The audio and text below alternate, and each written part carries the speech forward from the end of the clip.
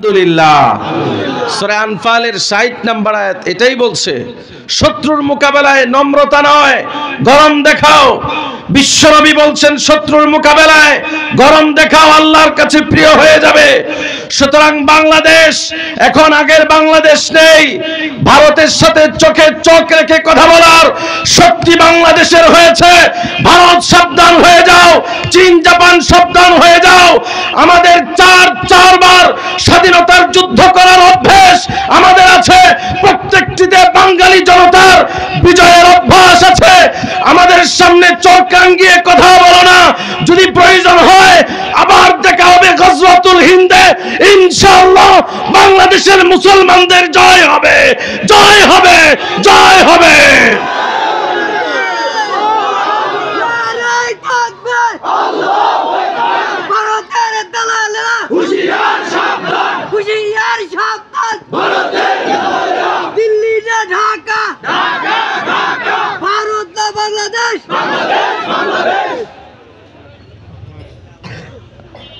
মাশাআল্লাহ। তো আপনারা কোরআনের আয়াত শুনলেন, নরম না গরম? হাদিস শুনলেন, কি বলে, নরম না গরম? আর গরমের ফায়দাটা জুলাইয়ের পর থেকে আপনারা পেতে শুরু করেছেন, কথা কন ঠিক কিনা? এবার নবীজির সিরাত শুনেন। সাজানো গোছানো আলোচনা অল্প কথায় শেষ করে দিব। নবীজি শত্রুর মোকাবেলায় গরম ছিলেন না নরম ছিলেন দেখেন।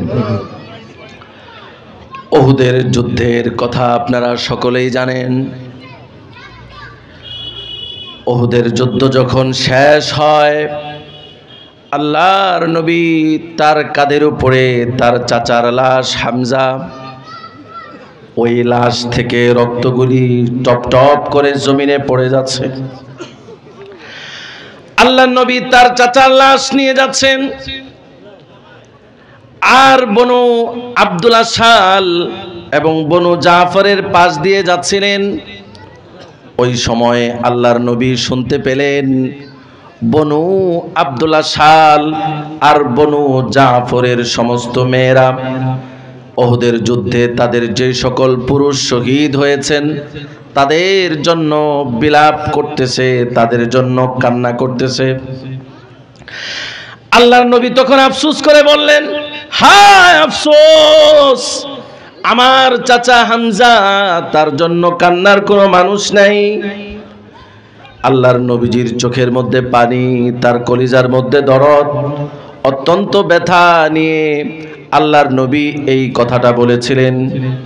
হযরতে সাদ ইবনে উবাদা এবং হযরতে উসাইদ ইবনে হুদাইর রাদিয়াল্লাহু তাআলা আনহুমা ওয়া আনহুম আজমাইন আল্লাহর নবীর এই ব্যথাটা বুঝলেন। কারণ সবার জন্য কান্না হচ্ছে, কিন্তু তার শহীদ চাচার জন্য কান্না হচ্ছে না। কান্না করা, বিলাপ করা তখন জায়েজ ছিল। আল্লাহর নবী আফসোস করছিলেন। এই আফসোস শুনে হযরতে সাদ ইবনে উবাদা রাদিয়াল্লাহু তাআলা আনহু বনু আব্দুল আশহারে ঢুকলেন, মেয়েদেরকে ডেকে বললেন, ও মেয়েরা চুপ করো, তোমাদের পরিবার, তোমাদের ভাই, তোমাদের পিতার জন্য অনেক কান্না হয়ে গেছে, এবার আল্লাহর নবীর চাচার জন্য কান্না শুরু করো। আল্লাহু আকবার। আল্লাহর নবীর চাচার জন্য কান্না শুরু হয়ে গেছে। আল্লাহর নবী ওই জায়গা দিয়ে যাচ্ছিলেন, ওই কান্নার আওয়াজ শুনে আল্লাহর নবী হঠাৎ করে থমকে গেলেন, বললেন, হে আনসার, ওই আনসারি মেয়েরা তোমরা এবার যাও, তোমরা তোমাদের পক্ষ থেকে আল্লাহর নবীর চাচার জন্য যে ভদ্রতা দেখিয়েছো আল্লাহ পাক তা কবুল করেছেন। আজকের পর থেকে কোনো মৃত ব্যক্তির জন্য আর কান্না করা চলবে না। সুবহানাল্লাহ। কিন্তু আল্লাহর নবীজির দিল ভরে গেছে, কারণ তার চাচার জন্য এতক্ষণ বিলাপ হচ্ছিল না, কেউ আসছিল না, কেউ তার চাচার প্রশংসা করছিল না, কিন্তু এখন অন্তত প্রশংসা করার মতো কিছু লোক পাওয়া গেছে। সুবহানাল্লাহ পড়ে। তাহলে বুঝেন এই উহুদের যুদ্ধে কতটা সিচুয়েশন খারাপ ছিল। সুবহানাল্লাহ পড়বেন না? আল্লাহু আকবার। আল্লাহর নবী আর একটু সামনের দিকে এগোলেন, বনু দিনার ওই বনু দিনারের এক মহিলার পাশ দিয়ে আল্লাহর নবী তার সাহাবায়ে কেরাম নিয়ে যাচ্ছিলেন। ওই মহিলার সঙ্গে ওই সাহাবীদের দেখা হয়ে গেল। ওই সাহাবীরা ওই মহিলাকে চিনতেন। বললেন, ও মহিলা, তোমার ভাই উহুদের যুদ্ধে শহীদ হয়ে গেছে। ওই মহিলা তার ভাই শহীদ হয়ে গেছে। এই কথা শোনার পরে ইন্না লিল্লাহি ওয়া ইন্না ইলাইহি রাজিউন, ইন্না লিল্লাহি ওয়া ইন্না ইলাইহি রাজিউন, এটা ছাড়া আর কিছুই পড়লেন না।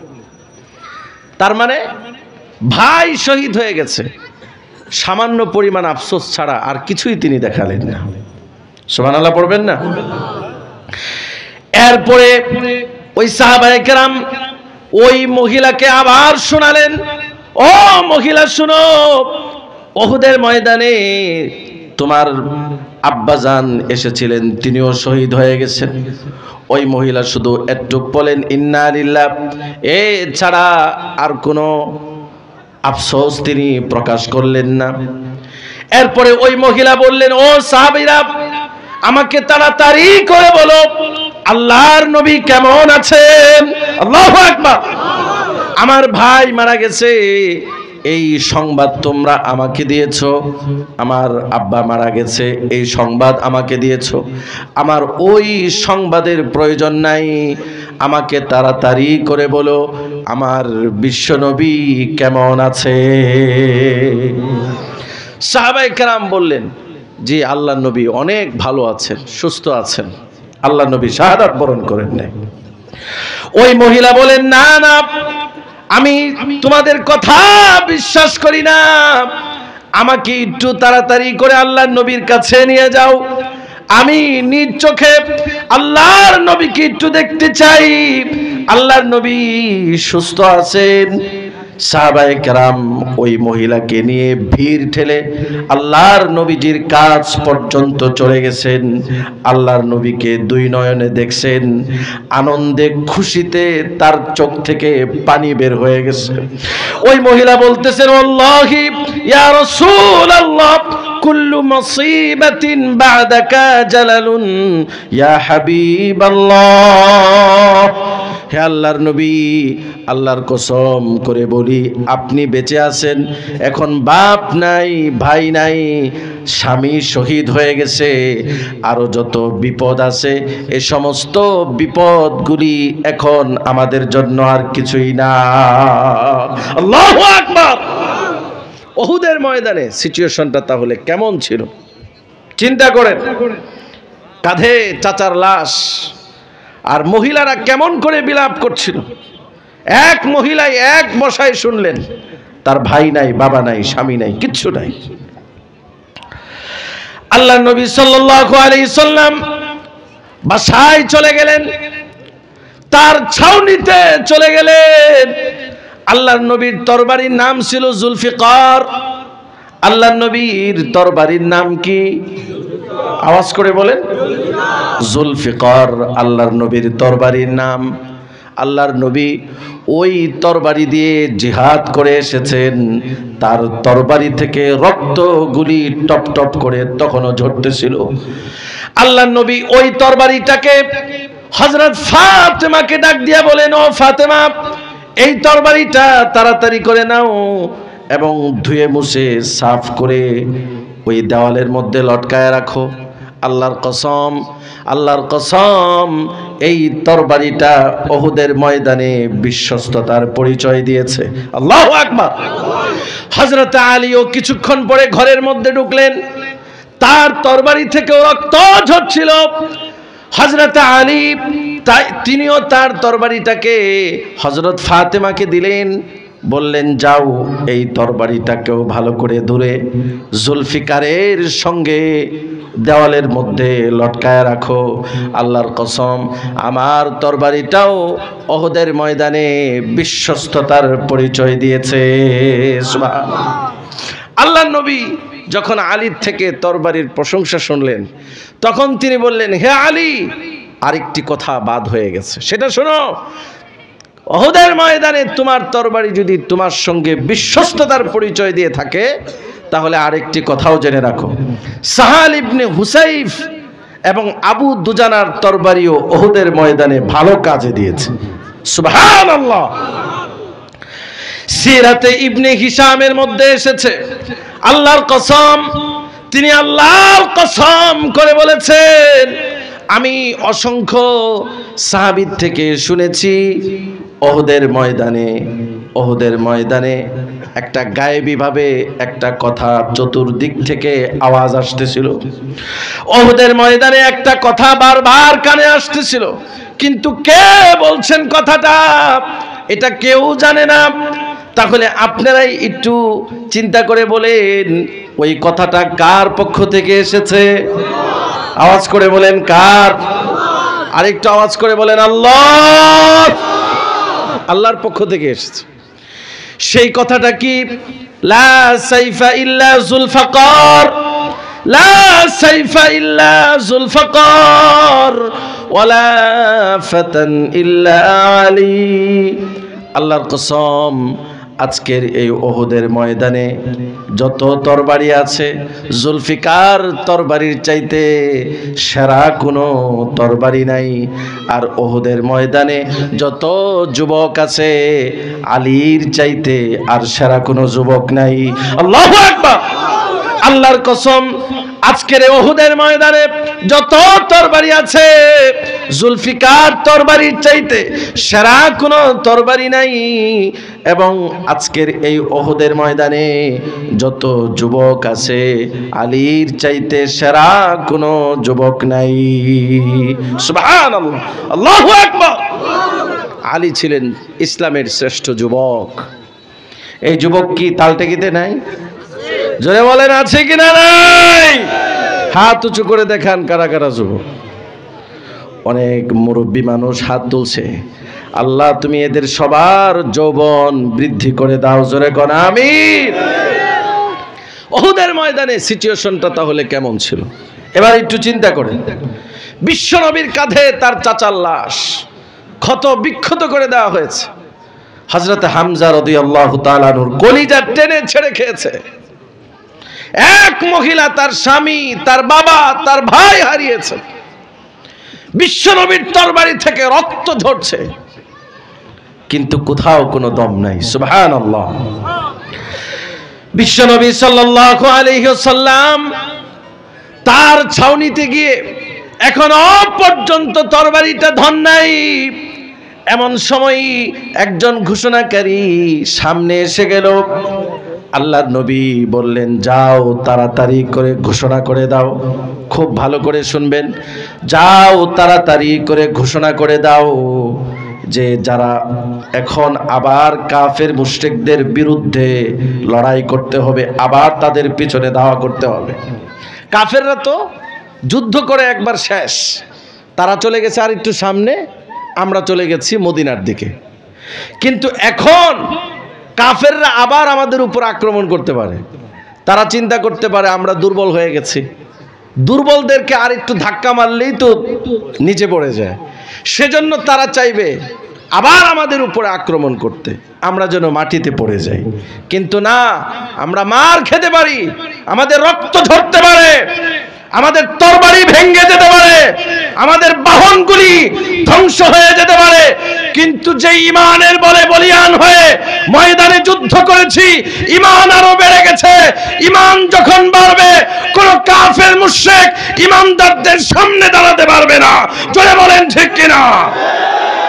নবীজি বলছেন আমাদের সব হারিয়ে গেছে, আমাদের সব ধ্বংস হয়ে গেছে, কিন্তু ঈমান তো আগের চাইতে আরো বেশি তাজা হয়ে গেছে। আল্লাহু আকবার। এজন্য বিশ্ব নবী বলতেছেন, যাও ঘোষণা করে দাও যে আবার কাফের মুশরিকদের পিছনে ধাওয়া করতে হবে। কেউ যেন তার বাড়িতে গিয়ে তরবারি আর না রাখে, কেউ যদি ঘোড়ার উপরে সাওয়ার হয়ে থাকে, ও যেন আর ঘোড়ার উপর থেকে না নামে।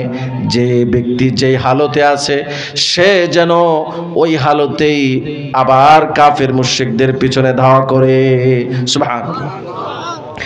এই ঘোষণাটুকু শোনার পরে হযরতে জাবের ইবনে আব্দুল্লাহ দৌড়ে আসছে, চোখে তার পানি। হযরতে জাবের বলছেন, হে আল্লাহর রাসূল, আপনি বলেছেন ওই ঘোষণার মধ্যে আবার কাফের মুশরিকদের পিছনে ধাওয়া করতে হবে, কিন্তু উহুদের ময়দানে যারা অংশগ্রহণ করে নাই তারা যেন এই মহড়াতেও অংশগ্রহণ না করে। যারা আগেরবার যুদ্ধে যায় নাই তারা যেন এইবারও যুদ্ধে না যায়। কথা কি বুঝতেছেন? যারা আগেরবার যুদ্ধে যায় নাই তারা যেন এবার যুদ্ধে না যায়। হযরতে জাবির রাদিয়াল্লাহু তাআলা আনহু ভয় পেয়ে গেলেন, কারণ তিনি আগেরবার যুদ্ধে যাইতে পারেন নাই, একটা প্রবলেম হয়ে গেছিল। এজন্য তো এখন তিনি রওনা করতে পারবেন না, যেতে পারবেন না। এজন্য ভয় পেয়ে গেলেন, দৌড়ে আসলেন আল্লাহর নবীর কাছে। তখন তার চোখ থেকে পানি ঝরতেছে। হযরত নবীজি জিজ্ঞেস করলেন, জাবের কেন কাঁদো?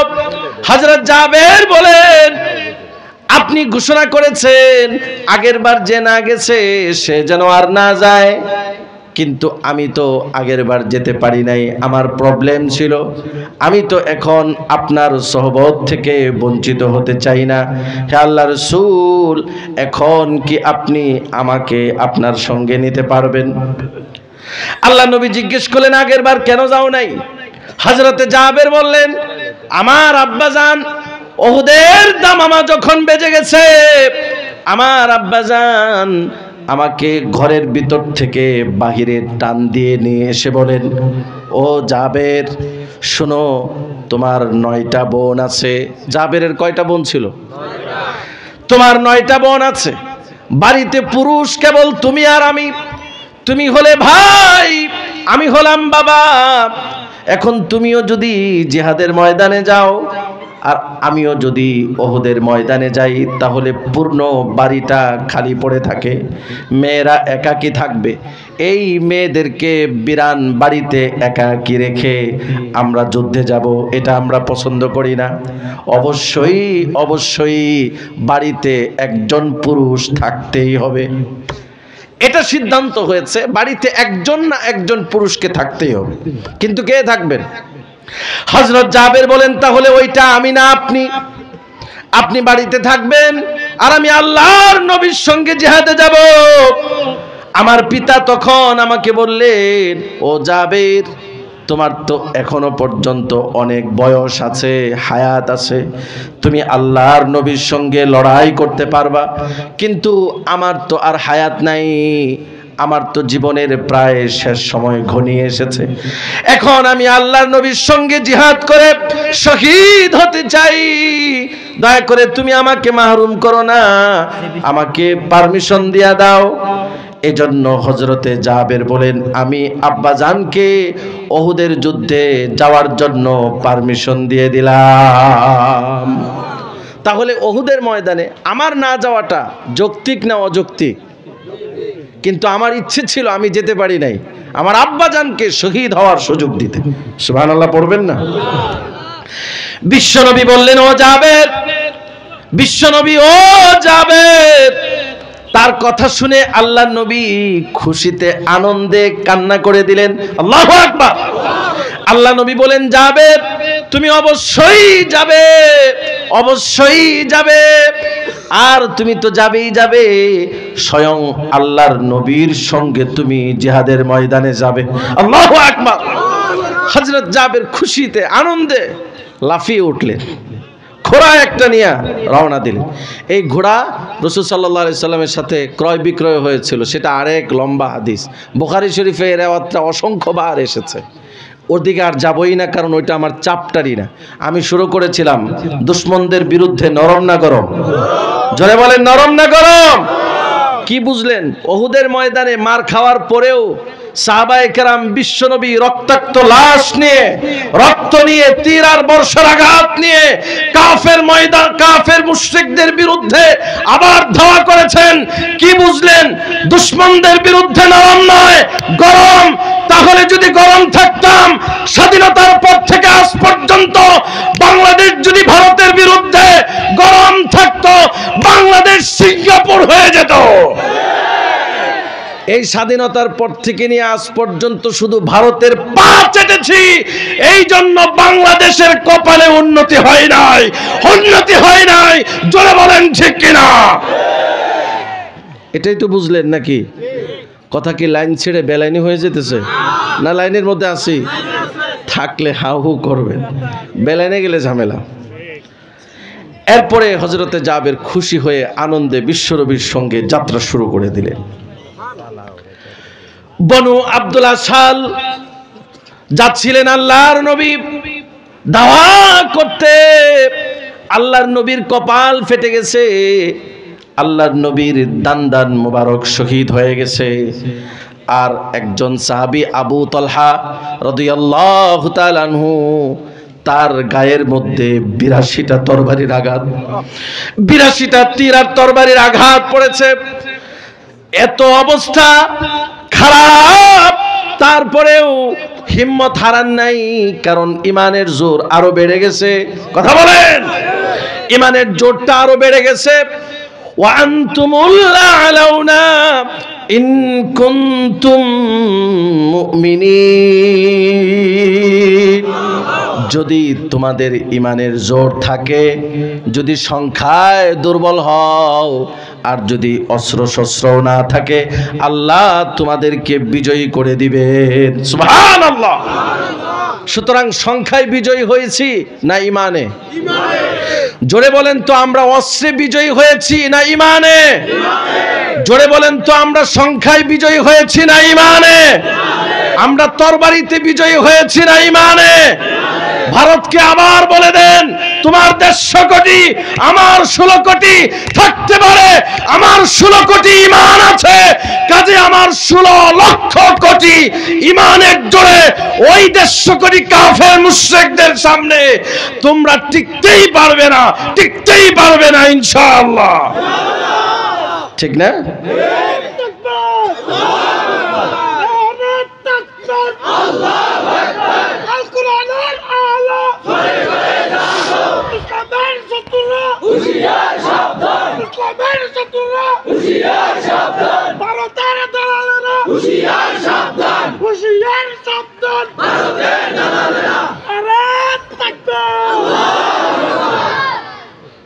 সবাই বলতে পারেন ভারতের উপরে হুজুর এত খেপা কেন? হ্যাঁ খেপা। আমাদের পাশে ছিল পাকিস্তান, কিন্তু কোনো অপরাধী 16 বছর অপরাধ করে পাকিস্তানে পালাই নাই। বুঝলাম না সবার কেবলা কেন ভারতে, বুঝলাম না কেবলা কেন ভারতে। তার মানে 16 বছর যা করেছিলেন সব ভারতের জন্যে। তিনি নিজেই বলে গেছেন, ভারতকে যা দিয়েছি ভারত কিয়ামত পর্যন্ত মনে রাখবে। দিতে দিতে ফতুর করে উনি নিজেই চলে গেছেন। কথা কয় না? এলাকায় আবার গন্ডগোল হবে না তো? আগের অবস্থা নাই তো? আলহামদুলিল্লাহ। বলতে পারেন ভারতের বিরুদ্ধে হুজুর লাগছে কেন? সব অপরাধীরা আগে কোন আমাদের পাশে ছিল মিয়ানমার, যেতে পারতো বার্মায়, যেতে পারতো নেপালে, যেতে পারতো সেই ভুটানে, যেতে পারতো পাকিস্তান, যেতে পারতো আফগানিস্তান, যেতে পারতো সৌদি আরবে। তা না করে সমস্ত অপরাধী ইউনিয়ন পর্যায়ের, থানা পর্যায়ের, উপজেলা পর্যায়ের, জেলা পর্যায়ের, এমনকি বাংলাদেশের প্রধানমন্ত্রী, রাষ্ট্রপতি, স্পিকার সবাই পালিয়েছেন একটি জায়গায়। তার মানে আপনারা স্বাধীনতার পর থেকে নিয়ে আজ পর্যন্ত বাংলাদেশের জন্য রাজনীতি করেন নাই, করেছিলেন ভারতের দালালগিরি, করেছেন ভারতের জন্য, করেছেন ভারতের জন্য। তা না হলে জায়গা আরেক দেশে হইল না, ওই দেশে হইল কেন? কথা কয় না? ওই দেশে যেহেতু গেছেন আর আসার দরকার নাই। কথা কন ঠিক কিনা? কূটনৈতিক পর্যায়ে চালু করে দেন, ওরে আর জীবনে আনা যাবে না, ওটা আনা সম্ভব না। কথা কোন ঠিক কিনা? একটা ইতিহাস শুনেন কেন আনা ঠিক হবে না, আনা যাবে না। 1950 সনে 1900 খেয়াল করেন কেন আনা যাবে না অপরাধীদেরকে। আমি ইতিহাস বলছি, আন্দাজি কথাটা তো বলছি না, ইতিহাস বলছি। 1950 সনে নেপালের প্রধানমন্ত্রী ত্রিভুবন শাহ ভারতে আশ্রয় নিয়েছে। ভারত তাকে শেল্টার দিয়েছে, পা ধরেছিল নেপাল, কিন্তু ফেরত দেয় নাই।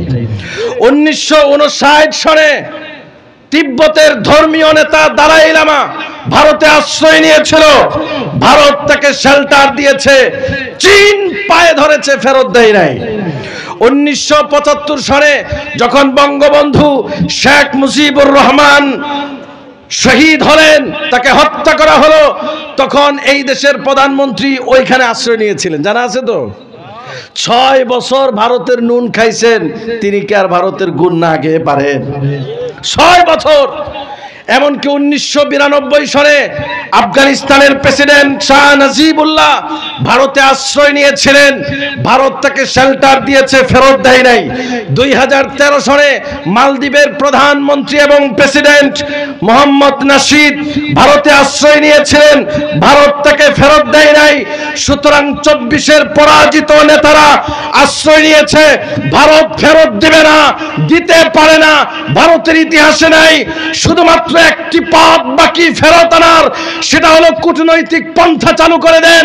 চীনকে বলেন লাখাত থেকে মারো, পাকিস্তানকে বলেন আজাদ কাশ্মীর থেকে মারো, বাংলাদেশের বর্ডার গার্ডকে বলেন বাংলাদেশের 32টা জেলার সাথে ভারতের যোগ রয়েছে, 32টা জেলা থেকে একযোগে মারো, ইনশাআল্লাহ ভারতের 120 কোটি হিন্দুদের পায়জামা দিরা হয়ে যাবে। তখন যদি দিশাহারা হয়ে ফেরত দেয়, এছাড়া আমি অপরাধীদেরকে ভারত থেকে এখানে ফেরত আনার কোনো পথই দেখি না। কথা কয় না? আওয়াজ করে বলেন ঠিক কিনা? মোটামুটি একটা বেখাপ্পা লাইন চলে গেল। আমরা এবার লাইনে যাই। কোথায় শেষ করেছিলাম মনে আছে? কই জি, ওই যে ঘোড়াটোরা সব শেষ। বনু আব্দুল আশহাল গোত্রের পাশ দিয়ে নবী করিম সাল্লাল্লাহু আলাইহি সাল্লাম বহর নিয়ে কাফের মুশরিকদের পিছনে ধাওয়া করতে যাচ্ছেন। বনু আব্দুল আশহাল গোত্রের 2 ব্যক্তি ছিল, 2 ভাই। এক ভাই ছোট, খুব খেয়াল করবেন, এক ভাই ছোট আর এক ভাই বড়। বড় ভাই আহত হয়েছেন বেশি, তার হাতের কবজিগুলি একটা একটা করে আলাদা হয়ে গেছে। আর ছোট ভাই আহত কম হয়েছেন, শুধুমাত্র তার তরবারি আর তীরের আঘাত, শুধুমাত্র এটা ছিদ্রের মতো আঘাত হয়ে গেছে শরীরে, কিন্তু কোনো অঙ্গ কেটে আর বিচ্ছিন্ন হয় নাই। আল্লাহর নবী ঘোষণা দেওয়ার পরে যখন যাচ্ছিলেন ওই কাফেরদের পিছনে ধাওয়া করতে, তখন ওই বনু আব্দুল আশহাল গোত্রের ওই যে 2 ভাই, তাদের চোখ থেকে পানি ঝরতেছে, কারণ তাদের পায়ের মধ্যে এতটুকু জোর ছিল না যে তারা হেঁটে হেঁটে যাবেন, এমনকি তাদের বাহনও ছিল না। তখন ছোট ভাই আফসোস করে বলতেছিলেন, আল্লাহর নবী আবার ধাওয়া করতেছেন, আল্লাহর নবীর সোহবত থেকে মাহরুম হয়ে গেলাম। আল্লাহর নবী রক্তাক্ত দেহ নিয়ে সাহাবায়ে কেরামকে নিয়ে রওনা দিয়েছেন, কিন্তু আল্লাহর নবীর সঙ্গে আমরা যেতে পারলাম না, মাহরুম হয়ে গেলাম। আমাদের তো বাহনও নাই যে ঘোড়ার উপরে সওয়ার হয়ে যাব, গায়ের মধ্যে কোনো শক্তি নাই যে আমরা হেঁটে হেঁটে যাব, আর আপনার পায়ের নলাটাও কেটে গেছে যে আপনি হেঁটে হেঁটে যাবেন। কে বলতেছে? বড়জন না ছোটজন? কথা কন। এবার বড়জন বলতেছে, আল্লাহর কসম, ওহুদের ময়দানে শক্তির বলে যুদ্ধ করি নাই, ওহুদের ময়দানে তরবারির বলে যুদ্ধ করি নাই, ওহুদের ময়দানে অস্ত্র দিয়া যুদ্ধ করি নাই, ওহুদের ময়দানে যুদ্ধ করেছি আল্লাহর উপরে ভরসা করে, ঈমানের জোরে। আল্লাহু আকবার। ও আমার ছোট ভাই, ইমানের জোর তো আগের চেয়ে অনেক বেড়ে গেছে। সুতরাং আমার পা দুটো কাটা থাকতে পারে, হাত দুইটা কাটা থাকতে পারে, ইমানের জোর যেহেতু আরো বেড়ে গেছে, এই জন্য অবশ্যই অবশ্যই আল্লাহর নবীর সাথে যাব। আল্লাহু আকবার। বাহন নাই তাতে কি হয়েছে? ছোট ভাই বড় ভাইয়ের এমন সুন্দর কথা শুনে, যার হাত কবজি কাটা, পায়ের নলা কাটা, তিনি যদি ইমানের জোরে যেতে পারেন, তাহলে আমি শুধু বর্ষার আঘাত আর তীরের আঘাত পেয়েছি, আমি কেন যেতে পারবো না? এই জন্য ছোট ভাই তার রক্তাক্ত অবস্থায় পড়ে থাকা বড় ভাইকে তার কাঁধের উপরে নিয়েছেন। আল্লাহু আকবার। ওই কাঁধের উপরে নিয়ে তিনি চলতেছেন কাফেলার পেছনে পেছনে। আল্লাহর কসম, ওই কাফেলার পেছনে চলতে চলতে 8 মাইল চলে গেছেন, কিন্তু ওই দুই সাহাবী এক মুহূর্তের জন্য বিশ্রাম নেন নাই। আল্লাহু আকবার। শক্তিটা কে দিয়েছেন? আওয়াজ করে বলেন, কে দিয়েছেন? কি অবস্থা হয়েছে? তারপরে দেখেন নরম হয় নাই, যাক মার খাইছি, আবার আমরা সুস্থ হই, আমাদের সবকিছু স্বাভাবিক হোক, এরপরে আমরা চলে যাব, এরকম বলে নাই। ওই যে ইয়ের কাছে দেন, আমাদের যে ইয়ে আছে না পরিচালক, তার কাছে দেন, জি হযরতের কাছে থাকুক। এটা মনে হয় বেশি ফায়দা হয়। একটু প্রশ্ন, আমি যেটা শিখে আসছি ওইটাই বলে গেলাম, শুনলেন, কানলেন, একটু হই হই করলেন, শেষ। কিন্তু একটা বছর সমাজে চললেন, মসজিদে গেলেন, নামাজ রোজা করলেন, কুরবানি দিলেন, কত প্রশ্ন আপনাদের মনে জমা হয়ে আছে। ওই প্রশ্নগুলি দিলে আমরা তৌফিক অনুযায়ী, যেহেতু উলামায়ে কেরাম আছে, আর আমিও 7 বছর যাবৎ দারুল ইফতার সাথে সংশ্লিষ্ট, ইনশাআল্লাহ সবার পক্ষ থেকে হানাফি মাযহাব অনুসারে আপনাদেরকে একটা জবাব দেব। তবে যেই মাসলা জানেন ওই মাসলা আবার প্রশ্ন করবেন না, কারণ এটা ব্যাপারে আল্লাহ পাক নিষেধ করেছেন। জানা মাসলা আবার একটু নাম ফাটানোর জন্য বা বিরোধী পক্ষকে ঘায়েল করতে আবার নতুন করতে জানতে চাওয়া নিষেধ। লা তাসআলু আন আশিয়া, ওই প্রশ্ন সম্পর্কে প্রশ্ন করবা না। ইনতুবদালাকুম তাসুকুম, যদি জবাব দেওয়া হয় মুখ কালা হয়ে যাবে। এই জন্য বেখাপ্পা প্রশ্ন করেন না, যে হাত এখানে বানবে না এখানে, এটা তো জানাই আছে। জোরে আমিন কি জোরে বলবে না আস্তে বলবে, যেটা জানেন না ওগুলি প্রশ্ন করবেন, ঠিক আছে তো ইনশাআল্লাহ? কে কে নারাজ হয়েছেন হাত তোলেন। মাশাআল্লাহ, সবাই খুশি? কারা কারা 100 খুশি হাত তোলেন। আল্লাহু আকবার। তাহলে বলতেছিলাম, ওহুদের ময়দানে বিশ্বনবী রক্তাক্ত লাশ পড়ে আছে, অনেক মহিলা সাহাবিয়া, তাদের বাবা নাই, তাদের স্বামী নাই, এই মৃত্যুর সংবাদ শুনেছেন। এরপরেও কোনো সাহাবীর দম হারান নাই, ইমানের জোরও কমে নাই। ওই 2 সাহাবী চলে গেছে। সুবহানাল্লাহ। আল্লাহ রাসূল এবং সমস্ত রক্তাক্ত সাহাবী একই জায়গায় আশ্রয় নিয়েছেন। ওই জায়গাটার নাম হলো হামরাউল আসাদ। জোরে বলেন, নাম কি? হামরাউল। আর একটু আওয়াজ করে বলে, নামটা কি?